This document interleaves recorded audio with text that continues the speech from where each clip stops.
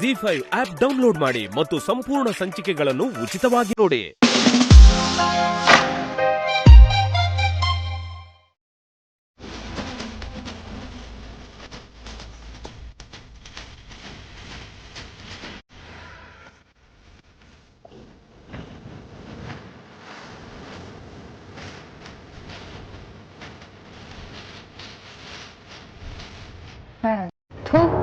ಏನ್ ಅಂಗಡಿಯಾರೋ ಏನು ಇಲ್ಲ ಅಂತಂದ್ರೆ ಬೇರೆ ಕಡೆ ಏನಾದ್ರು ಹುಡುಕ್ತಿದ್ದೆ. ಮನೆ ಪಕ್ಕದಲ್ಲೇ ಇರುತ್ತೆ, ಸಿಗುತ್ತೆ ಅಂತ ಬಂದ್ರೆ ಇಲ್ಲಂತೂ ಏನೂ ಇಲ್ಲ.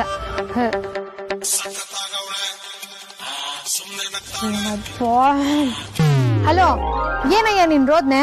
ಒಳ್ಳೆ ಸಾಲ್ಗಾರ ಅಂತಾರ ಫೋನ್ ಮೇಲೆ ಫೋನ್ ಮಾಡ್ತಿದ್ಯಲ್ಲ, ಏನು ಅಂತ ಬೇಗ ಹೇಳು, ಫೋನ್ ಸ್ವಿಚ್ ಆಫ್ ಆಗುತ್ತಾ. ಎಲ್ಲಿದ್ದೀನಿ, ಏನ್ ಮಾಡ್ತಿದೀನಿ ಅನ್ನೋದಲ್ಲ ನಿನಗೆ ಬೇಡ. ಇನ್ನೊಂದ್ 5 ನಿಮಿಷದಲ್ಲಿ ಮನೆಗೆ ಬರ್ತೀನಿ. ಹೌದು, ನೀನೆಲ್ಲಿದ್ಯಾ? ನಾನು ಇಲ್ಲೇ ಮನೆ ಆಲ್ರೆಡಿ ಮನೇಲಿ ಇದ್ದೀನಿ, ನಿಂಗೋಸ್ಕರ ವೆಯ್ಟ್ ಮಾಡ್ತೀನಿ. ಬಾ. ಆಯ್ತು ಕಣಯ್ಯ, ನಿನ್ ಮೊದ್ಲು ಫೋನ್ ಇಡ್ತೀಯಾ?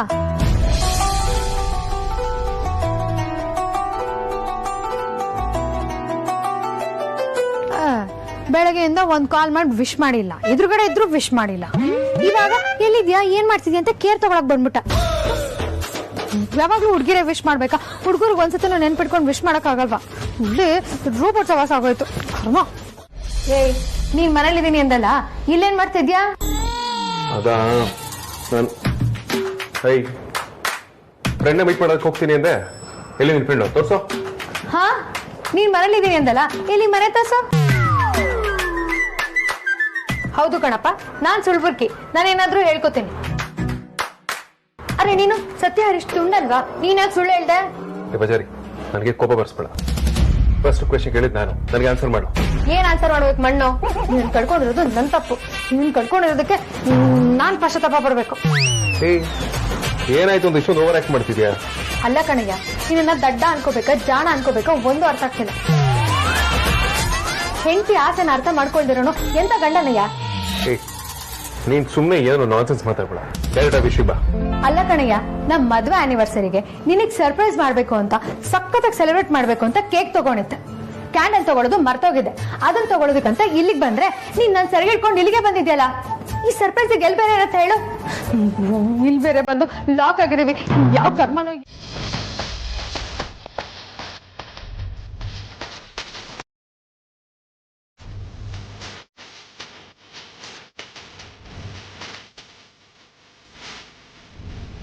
ಸಾರ್ಥಕ್ ಸರ್, ನಾವ್ ಇವ್ರನ್ನ ಉಳ್ಕೊಂಡು ಹೋಗೋದು ಬೆಡ್ ವೇಸ್ಟ್ ಅನ್ಸುತ್ತೆ. ಯಾಕ್ರಿ? ಮತ್ ಇನ್ನೇನ್ ಸಾರ್ಥಕ್ ಸರ್, ಇಷ್ಟೊತ್ತಲ್ಲಿ ಶಾಪಿಂಗ್ ಮಾಲು, ಶಾಪಿಂಗ್ ಸೆಂಟರ್ಗಳು ಎಲ್ಲಾನು ಡೋರ್ ಕ್ಲೋಸ್ ಮಾಡ್ಕೊಂಡು ಮನೆಗೆ ಹೋಗಿರ್ತಾರೆ. ನನ್ ಪ್ರಕಾರ ಅವರಿಬ್ರು ಯಾವ್ದೋ ನಿಗೂಢವಾದ ಜಾಗಕ್ಕೆ ಹೋಗಿದ್ದಾರೆ ಅನ್ನಿಸ್ತಾ ಇದೆ. ನಿಗೂಢವಾದ ಜಾಗನ? ಅದ್ಯಾವ್ದ್ರಿ ಅದು? ನಮಗ್ ಗೊತ್ತಿಲ್ದಿರೋದು. ನಮ್ ಭಾಷೆಲಿ ನಿಗೂಢವಾದ ಜಾಗ ಅಂದ್ರೆ ಪಬ್ಬು, ಕ್ಲಬ್ಬು ಅಂತ. ಯೋಗಿತ ಬೆಂಕಿ ಹಾಕ. ನಿಮ್ಮನ್ ಕರ್ಕೊಂಡ್ ಬಂದಲ್ಲ, ನನಗ್ ಬುದ್ಧಿ ಇಲ್ಲ. ಮುಂದೆ ಹೊಡ್ಕೊ ಓಡಿಸಿ, ಹಂಗೆ ಆ ಕಡೆ ಈ ಕಡೆ ನೋಡಿ. ಅದರ ಶಾಪಿಂಗ್ ಮಾಲ್ ಕಾಣಿಸಿದ್ರೆ ನಿಲ್ಸಿ.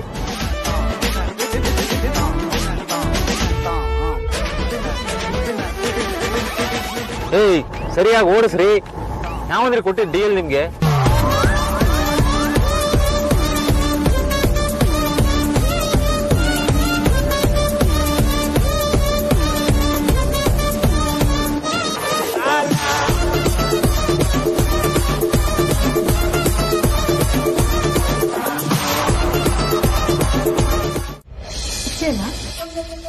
ಮತ್ತಿನ್ನೇನ್ ಮಾಡ್ಬೇಕು? ನಾನು ಮುದ್ಕೊಳ್ಬೇಕು ಅಷ್ಟು ತಾನೆ.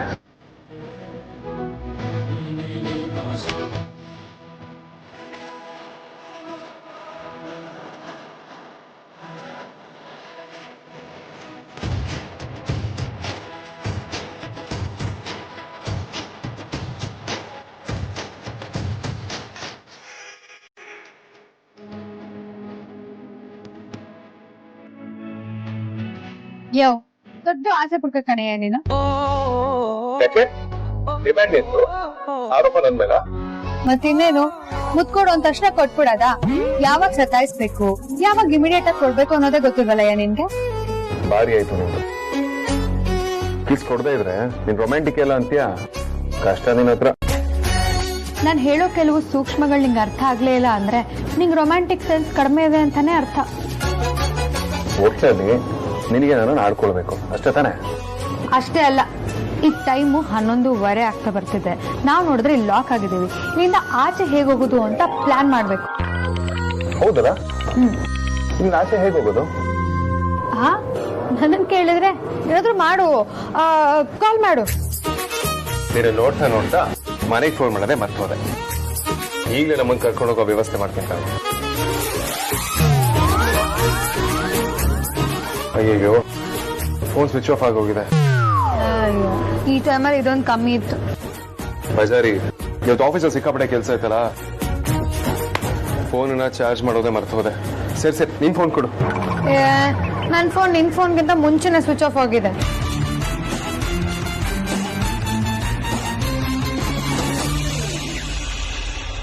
ಹಾಗಾದ್ರೆ ಇವಾಗ ಏನ್ ಮಾಡೋದು? ನನಗೂ ಗೊತ್ತಾಗ್ತಿಲ್ಲ. ಗೊತ್ತಾಗ್ತಿಲ್ಲ ಅಂತಂದ್ರೆ ಬೆಳಿಗ್ಗೆವರೆಗೂ ನಾವ್ ಇಲ್ಲೇ ಇರ್ಬೇಕಾ? ಬೇಜಾರಿ, ನಾವ್ ಬೆಳಗ್ಗೆವರೆಗೂ ಇಲ್ಲೇ ಇರ್ಬೇಕು. ನಾವಿಲ್ಲಿ ಏನ್ ಮಾಡಿದ್ರು ಯಾರು ನಮ್ಮನ್ನು ಕೇಳಲ್ಲ. ಆಚೆ ಹೆಂಗ್ ಹೋಗೋದು ಅಂತ ಯೋಚನೆ ಮಾಡೋದ್ ಬಿಟ್ಟು ಏನು ಕೇಳಲ್ಲ ಅಂತೀಯಲ್ಲ. ನಿಂಗ್ ನಾನ್ ನೋಡಿದ್ರೆ ಪಾಪ ಒಂದ್ ಸ್ವಲ್ಪ.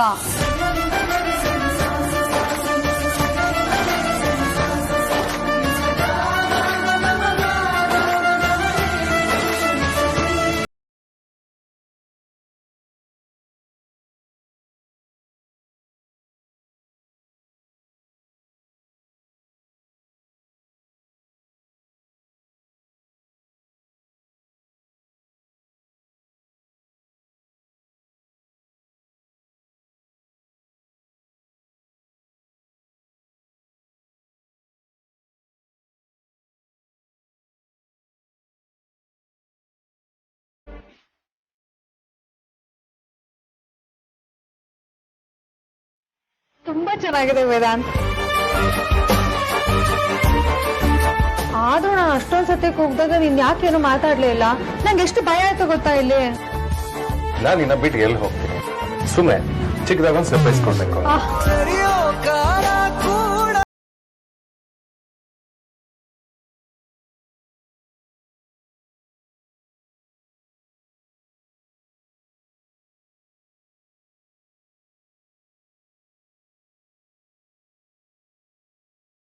ವೇದಾಂತ್, ಈ ತರ ಅನ್ಎಕ್ಸ್ಪೆಕ್ಟೆಡ್ ಆಗಿ ಆನಿವರ್ಸರಿ ಸೆಲೆಬ್ರೇಟ್ ಮಾಡ್ತಿರೋದು ಒಂಥರ ಚೆನ್ನಾಗಿದೆ ಅಲ್ವಾ? ನಾವು ಪ್ಲಾನ್ ಮಾಡಿ ಆನಿವರ್ಸರಿನ ಸೆಲೆಬ್ರೇಟ್ ಮಾಡೋದು ಬೇರೆ, ಆದ್ರೆ ಇಷ್ಟೊಂದು ಪ್ರೈವಸಿ ನಮಗ್ ಸಿಗ್ತಿರ್ಲಿಲ್ಲ ಅನ್ಸುತ್ತೆ. ಐ ಥಿಂಕ್ ನಮ್ಮ ಮೊದಲನೇ ವರ್ಷದ ಆನಿವರ್ಸರಿ ಈ ರೀತಿ ಸೆಲೆಬ್ರೇಟ್ ಮಾಡ್ತಿರೋದು ತುಂಬಾನೇ memorable. I love you. I love you too ಬಜಾರಿ. ನೀನ್ ಹೇಳಿದ ನಿಜ ಬಜಾರಿ, ನಾವಿವತ್ತು ಈ ಜಾಗದಲ್ಲಿ ತಗಲಾಕೊಳ್ತೀವಿ ಅಂತ ಖಂಡಿತವಾಗ್ಲೂ ನನಗೆ ಗೊತ್ತಿರಲಿಲ್ಲ. ಈ ಅನ್ಎಕ್ಸ್ಪೆಕ್ಟೆಡ್ ಆಗಿ ಸೆಲೆಬ್ರೇಟ್ ಮಾಡ್ತಿರೋದು ಕೂಡ ಒಂಥರ ಮಜಾ ಇದೆ.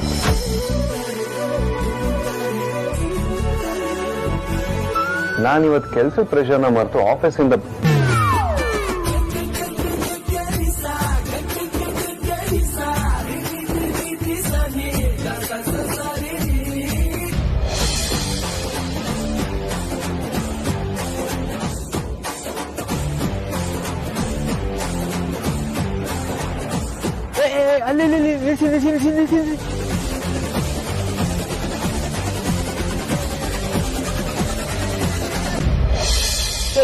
ಹೋಗಯ್ಯ, ನಾನಿಷ್ಟೇ ಮಾತಾಡಲ್ಲ.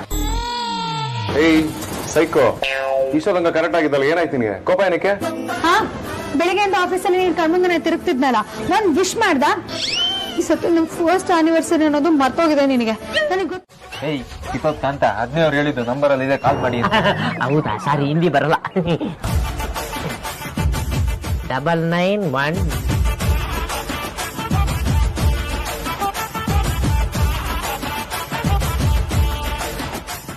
ಹಲೋ ಸರ್, ನನ್ನ ಹೆಸರು ಕಾಂತ ಅಂತ.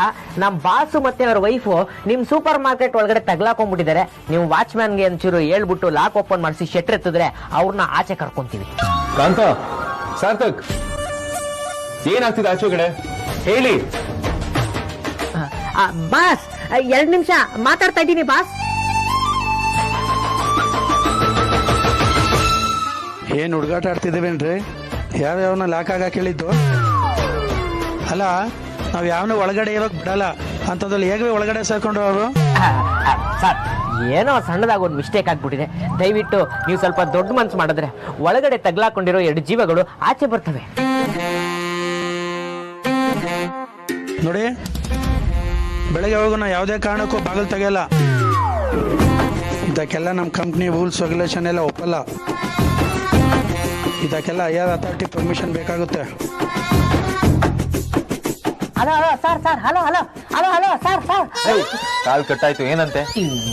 ಅದು ಅವನು ಬರಕ್ಕಾಗಲ್ವಂತೆ, ಅದೇನೋ ಕಂಪನಿ ರೂಲ್ಸ್ ಪಾಲಿಸಿ ಅಂತ. ವಾಯ್ಸ್ ಕೇಳಿದ್ರೆ ಯಾರು ತಾನೇ ಒಪ್ಕೋತಾರೆ? ಅದನ್ನ ಹೇಳಿ ವೇದಾಂತ್ಗೆ. ಬಾಸ್, ನೀ ಕಾಂತ ಕೇಳಿಸ್ತಿದ್ದೆ, ಹೇಳಿ.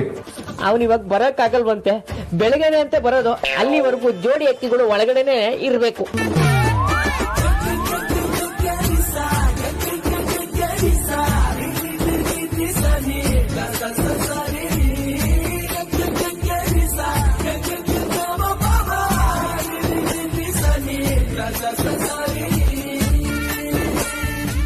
ಇವ್ರು ಇಲ್ಲಿ ಯಾಕ್ರಿ ಬಂದು ತಗ್ಲಾಕೊಂಡ್ರು? ಬೇರೆ ಯಾವ್ದು ಜಾಗನೇ ಸಿಗ್ಲಿಲ್ವಾ? ಚಲೋ ಚಲೋ. ತಿರ್ಗ ಏನೋ ಬೈತವನೆ ಹಿಂದಿಲಿ.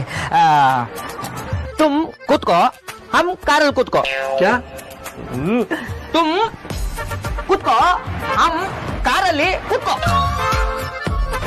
ಬನ್ನಿ, ಆನಿವರ್ಸರಿ ಇವ್ರದ್ದು, ಜಾಗರಣೆ ನಮ್ದು.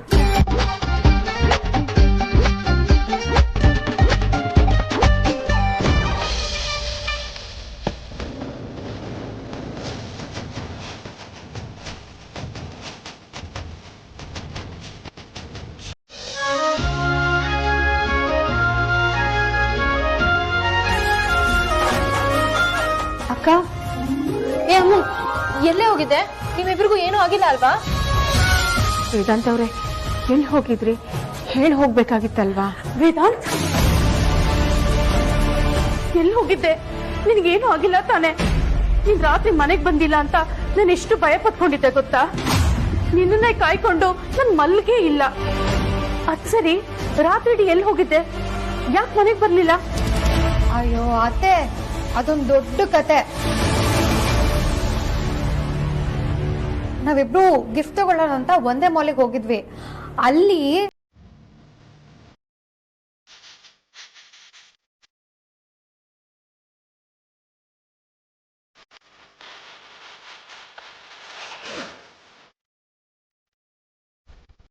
ಇಷ್ಟಾಯ್ತು ಅತ್ತೆ, ಅದಕ್ಕೆ ಇವಾಗ ಬರ್ತಾ ಇದೀವಿ.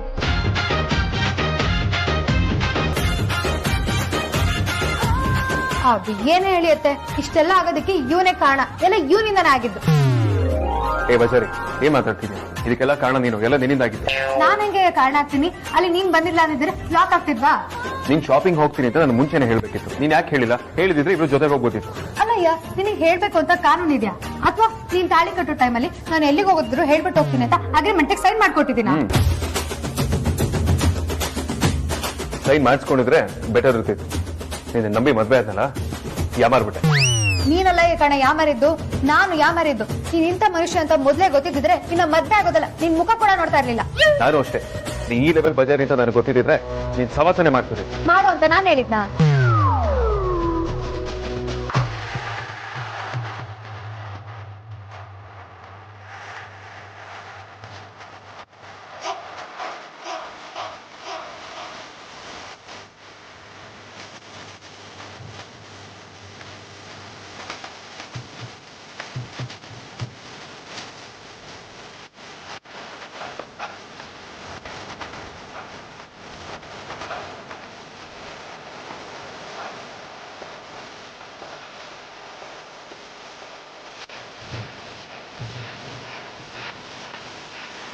ಅಮ್ಮು ಸಾಕ್ ನಿಲ್ಸು. ಲವ್ ಮಾಡ್ಬೇಕಂದ್ರೆ ಎಲ್ಲ ಚೆನ್ನಾಗಿರುತ್ತೆ, ಈಗ ನೋಡಿದ್ರೆ ಈ ರೀತಿ ಕಿತ್ತಾಡ್ತಿದ್ದೀರಾ.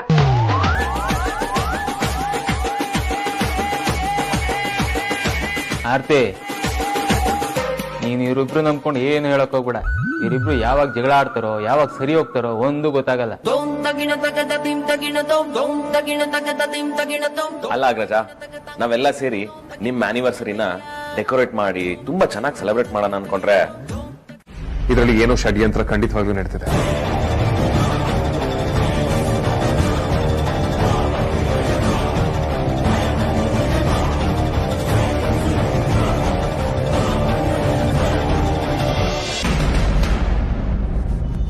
ನಿನಗೆ ನನ್ನ ಮಾತಲ್ಲಿ ನಂಬಿಕೆ ಬರದೇ ಇರ್ಬೋದು. ನಾನು ಹೇಳಿದ ಸುಳ್ಳು ನಿಜಾನ ಪರೀಕ್ಷೆ ಮಾಡಲೇಬೇಕು ಅನ್ನೋದಾದ್ರೆ ನಿನ್ಗೊಂದು ವಿಷಯ ಹೇಳ್ತೀನಿ. ನೀನು ಹುಟ್ಟಿ 1.5 ವರ್ಷಕ್ಕೆ ನಿನಗೆ ಬಹಳನೇ ಅನಾರೋಗ್ಯ ಕಾಡ್ತಿತ್ತು.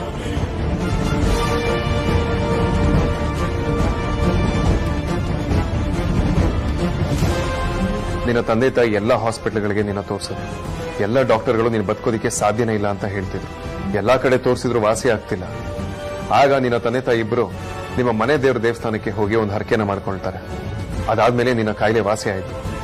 ಏನು ಹರಕೆ ಹೊತ್ಕೊಂಡಿದ್ರು ಅಂತ ನಿನ್ನ ತಾಯಿ ಹತ್ರ ಒಂದ್ಸಲ ನೀನು ಹೋಗಿ ಕೇಳು, ನಿನ್ನ ಅಜ್ಜಿ ಹತ್ರನೂ ಕೇಳು. ಇಬ್ರು ಒಂದೇ ಉತ್ತರ ಹೇಳಿದ್ರೆ ನಿನಗೆ ಸತ್ಯ ಏನು ಅಂತ ಗೊತ್ತಾಗುತ್ತೆ.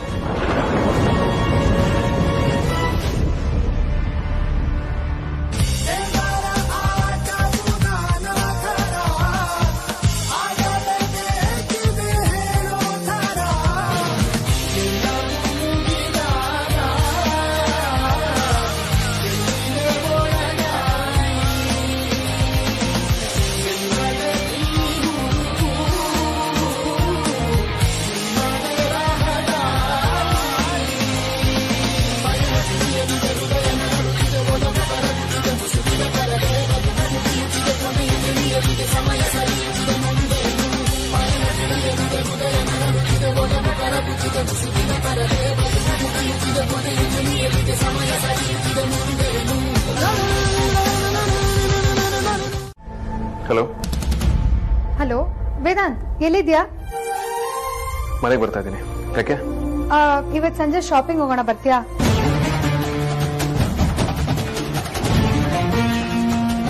ಹೋಗೋಣ. ಅದಕ್ಕೂ ಮುಂಚೆ ನನ್ನ ಮನೇಲಿ ಇಂಪಾರ್ಟೆಂಟ್ ಕೆಲಸ ಇದೆ, ಮುಗಿಸ್ಬಿಟ್ಟು ಹೋಗೋಣ. ಕೆಲ್ಸನಾ? ಏನ್ ಕೆಲ್ಸ? ಅಲ್ಲೇ ಬಂದು ಹೇಳ್ತೀನಿ, ಫೋನ್ ಇಡು. ಹಲೋ,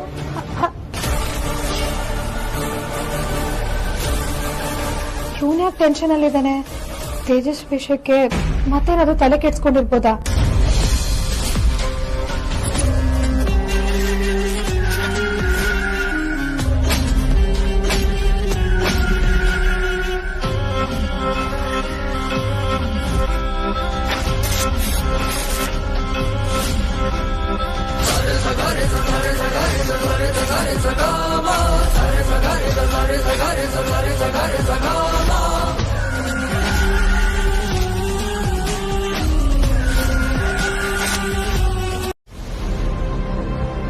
ನೀವ್ ಈ ತರ ಬಟ್ಟೆ ಹಾಕೊಂಡಿರೋದ್ನ ನಾನು ಇದೇ ಮೊದಲನೇ ಸತಿ ನೋಡ್ತಾ ಇರೋದು.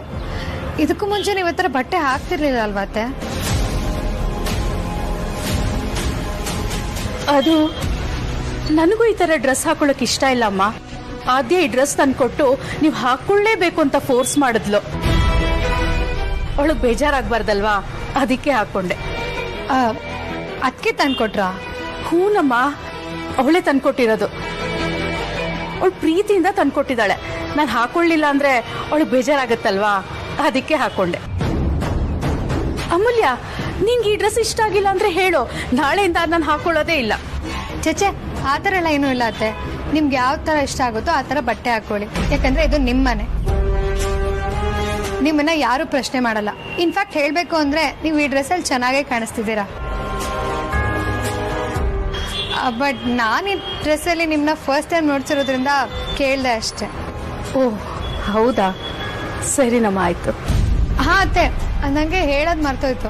ಸಂಜೆ ನಾನು ಮತ್ತೆ ವೇದಾಂತು ಮತ್ತೆ ಗಂಧದ ಗುಡಿ ಮೂವಿಗೆ ಹೋಗ್ತಾ ಇದೀವಿ. ನೀವು ಬನ್ನಿ, ಎಲ್ಲರೂ ಒಟ್ಟಿಗೆ ಹೋಗಿ ಬರೋಣ. ಫಿಲಮ್ಗ ನೀವುಗಳು ಹೋಗ್ಬಿಟ್ಟು ಬನ್ನಿ. ಹೌದಾ, ಸರಿ ಅತ್ತೆ.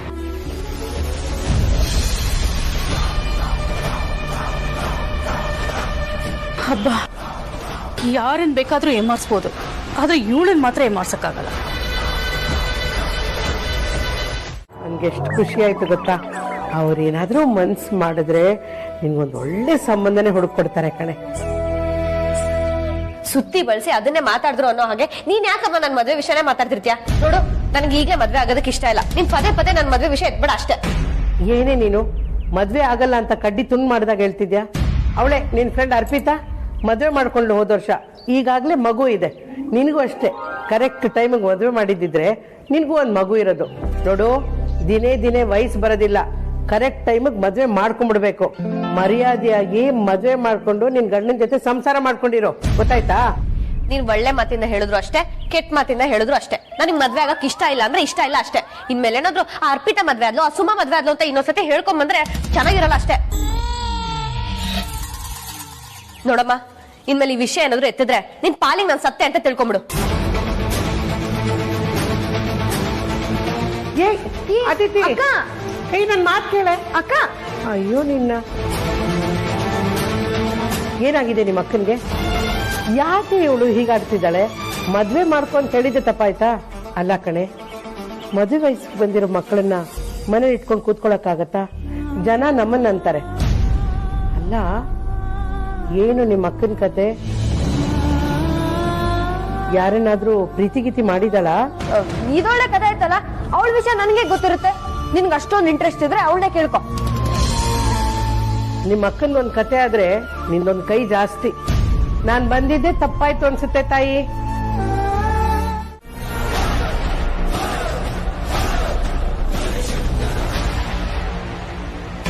ಪ್ಲೀಸ್ ಹೇಳಿ.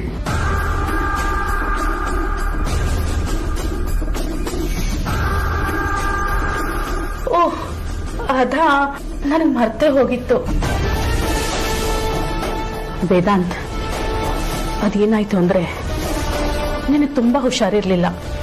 ನಮ್ಮನೆ ದೇವರು ಗಂಗಾಧರೇಶ್ವರ. ಆ ದೇವ್ರಿಗೆ ಹರಿಸ್ಕೊಂಡ್ರೆ ಎಲ್ಲ ಈಡೇರುತ್ತೆ ಅಂತ ನಮಗೆ ಗೊತ್ತಾಯ್ತು. ನಾನು ನಿಮ್ಮಪ್ಪ ನಿನಗೆ ಹರಿಸ್ಕೊಂಡ್ವಿ.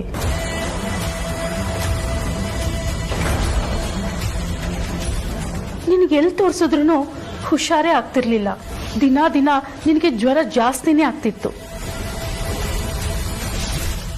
ಮಾಡೋ ಪ್ರಯತ್ನ ಎಲ್ಲ ಮಾಡಿದ್ವಿ, ಆಮೇಲೆ ದೇವ್ರಿಗೆ ಮರೆ ಹೋದ್ವಿ. ನಿನಗೆ ಸಿಕ್ಕಾಪಟ್ಟೆ ಜ್ವರ ಬಂದಿತ್ತು. ಯಾವ ಡಾಕ್ಟರ್ ತೋರಿಸಿದ್ರು, ಏನ್ ಔಷಧಿ ಕೊಟ್ರು, ನಿನಗೆ ವಾಸಿನೇ ಆಗ್ಲಿಲ್ಲ. ಕೊನೆಗೆ ನಿಮ್ಮಪ್ಪ ಅಮ್ಮ ಮನೆ ದೇವರಿಗೆ ಹರಕೆ ಹೊತ್ಕೊಂಡ್ರು.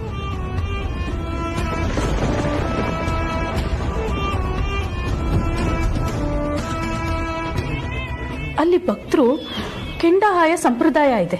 ನಾನು ನಿಮ್ಮಪ್ಪ ನಿನ್ನ ಹೊತ್ಕೊಂಡು ನಿಂಗೆ ಜ್ವರ ಕಡಿಮೆ ಆದ್ರೆ ಕೊಂಡ ಹಾಯ್ತೀವಿ ಅಂತ ಹರಕೆ ಹೊತ್ಕೊಂಡ್ವಿ. ನಿನಗೆ ಜ್ವರ ವಾಸಿ ಆದ್ರೆ ನಿನ್ ಸನ್ನಿಧಿಗೆ ಬಂದು ಕೆಂಡ ಹಾಯ್ತೀವಿ ಅಂತ. ಹಾಗೆ ನಿಮ್ಮ ಅಪ್ಪ ಅಮ್ಮನು ನಿನ್ನ ಎತ್ಕೊಂಡು ಕೆಂಡ ಹಾದ್ರು. ಆಗ ನಿನಗಿದ್ದಕ್ಕಿದ್ದಾಗೆ ಆರೋಗ್ಯ ಸರಿ ಹೋಗ್ಬಿಡ್ತು.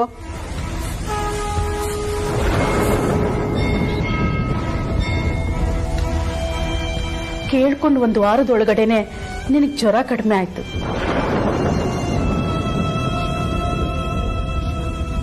ಜ್ವರ ಕಡಿಮೆ ಆದ್ಮೇಲೆ ನಿನ್ನ ಎತ್ಕೊಂಡು ಹರಕೆ ತೀರ್ಸಿದ್ವಿ.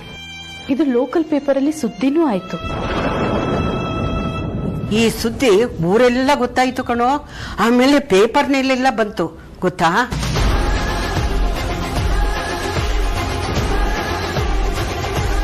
ಈ ವಿಷಯ ಇವಳಿಗೆ ಹೇಗೆ ಗೊತ್ತಾಯ್ತು?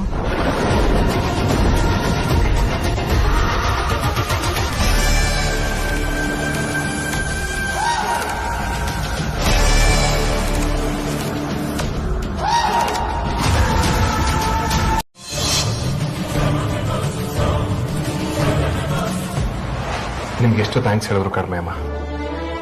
ನಿಮ್ಮಂತ ಅಪ್ಪ ಅಮ್ಮನ ಪಡೆಯೋದಕ್ಕೆ ನಾನು ನಿಜವಾಗ್ಲೂ ಪುಣ್ಯ ಮಾಡಿದ್ದೆ. ನಾನು ಕಷ್ಟಪಟ್ಟು ಬದುಕಿಸ್ಕೊಂಡ್ರಿ. ಸುಹಾಸಿನಿ ಅಮ್ಮ ನನ್ನನ್ನು ಕಷ್ಟಪಟ್ಟು ಸಾಕಿದ್ರು. ನೀವಿಬ್ಬರು ಪಡೆಯೋದಕ್ಕೆ ನಾನು ನಿಜವಾಗ್ಲೂ ಪುಣ್ಯ ಮಾಡಿದ್ದೆ. I feel very lucky.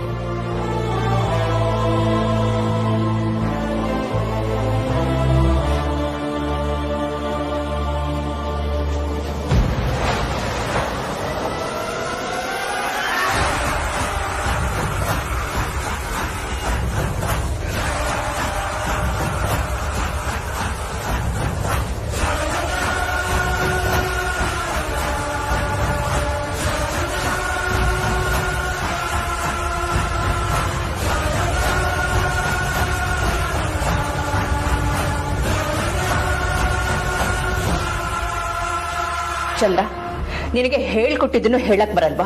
ಅಷ್ಟು ಬೇಗ ಎಲ್ಲ ಮರ್ತು ಹೋಗುತ್ತಾ? ಗಾಬರಿನಲ್ಲಿ ಏನ್ ಮಾಡ್ಬೇಕು ಅಂತಾನೆ ಗೊತ್ತಾಗ್ಲಿಲ್ಲ ಸುಹಾಸಿನಿ.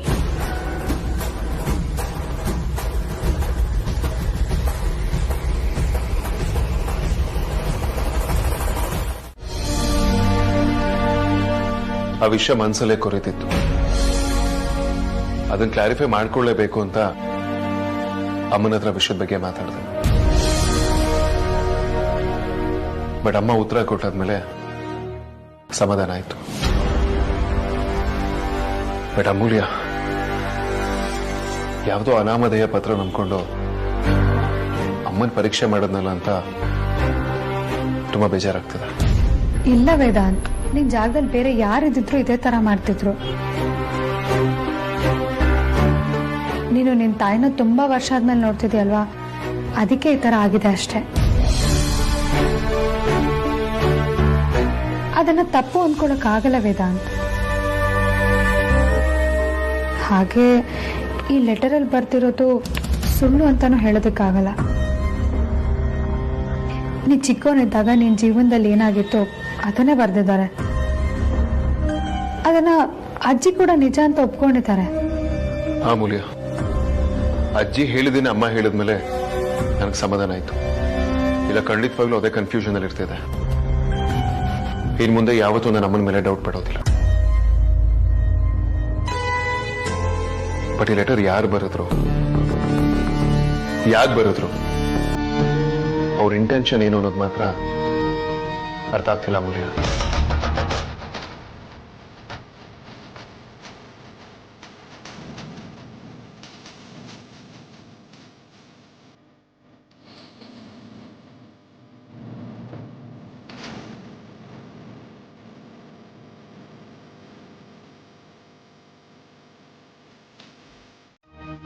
ಅಂದ್ರೆ ಈ 2 ಲೆಟರ್ ಬರ್ದಿರೋದು ಒಬ್ರೇನಾ? ಅವ್ರು ಯಾಕೆ ಈ ತರ ಬರ್ತಿದ್ದಾರೆ? ಯಾಕೆ ಈ ತರ ಬರ್ತಿರ್ಬೋದು? ಅವ್ರ ಉದ್ದೇಶ ಏನಾದ್ರೂ ಏನಿರ್ಬೋದು? ಮೇಲ್ನೋಟಕ್ಕೆ ಅವ್ರ ಉದ್ದೇಶ ಒಳ್ಳೇದೇ ಇದೆ. ನಮ್ಮನ್ನ ಎಚ್ಚರಿಸೋದಕ್ಕೆ ಈ ತರ ಬರ್ತಿದ್ದಾರೆ ಅನ್ಸ್ತಿದೆ.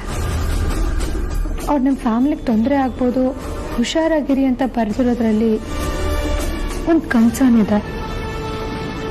ಬಟ್ ಮನೆಗೆ ಬಂದಿರೋದು ವೇದಾಂತ್ ಅಮ್ಮ ಅಲ್ಲ ಅಂದ್ರೆ ಇದ್ರ ಒಳ ಅರ್ಥ ಏನಿರ್ಬೋದು?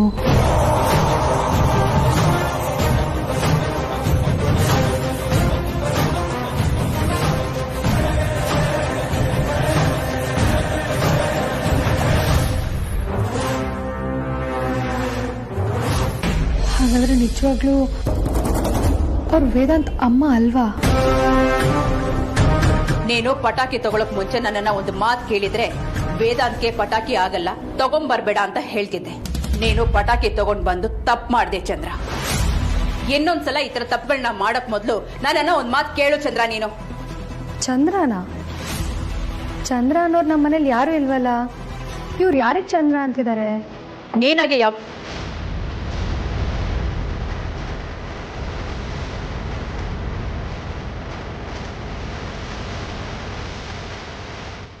ಬೀಳ್ಸಿಗ ಡೌಟಾ? ಮತ್ತೇನ್ ಮಾಡೋಣ?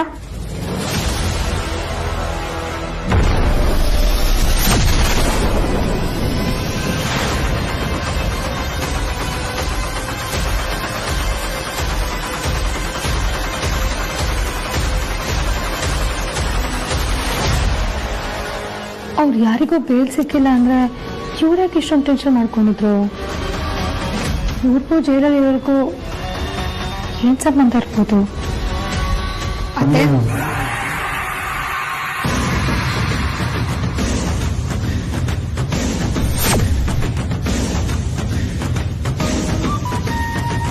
ವೇದಾಂತ್ ಅಮ್ಮಂಗೆ ಹತ್ರ 50 ವರ್ಷ ಆಗಿರ್ಬೋದು ಅನ್ಕೊಳ್ಳೋಣ. ಮೇನ್ ಆಗಿ 25 ವರ್ಷ ಆಶ್ರಮದಲ್ಲಿದ್ದವರು ಇಷ್ಟೊಂದು ಮಾಡರ್ನ್ ಆಗಿರೋದಕ್ಕೆ ಹೇಗೆ ಸಾಧ್ಯ? ಇದೆಲ್ಲ ನೋಡ್ತಿದ್ರೆ ಅವ್ರು ಯಾರೋ ಲೆಟರ್ ಬರ್ತಿರೋದು ನಿಜ ಅನಿಸ್ತಿದೆ. ಆದ್ರೆ ವೇದಾಂತ್ ಚಿಕ್ಕವನಿದ್ದಾಗ ಅವ್ರ ಅಪ್ಪ ಅಮ್ಮ ಮಾಡ್ಕೊಂಡಿದ್ದ ಹರಕೆ ಬಗ್ಗೆ ಕರೆಕ್ಟಾಗಿ ಹೇಳ್ತಿದ್ದಾರೆ. ಇದೆಲ್ಲ ಅವ್ರಿಗೆ ಹೇಗೆ ಗೊತ್ತಾಯ್ತು?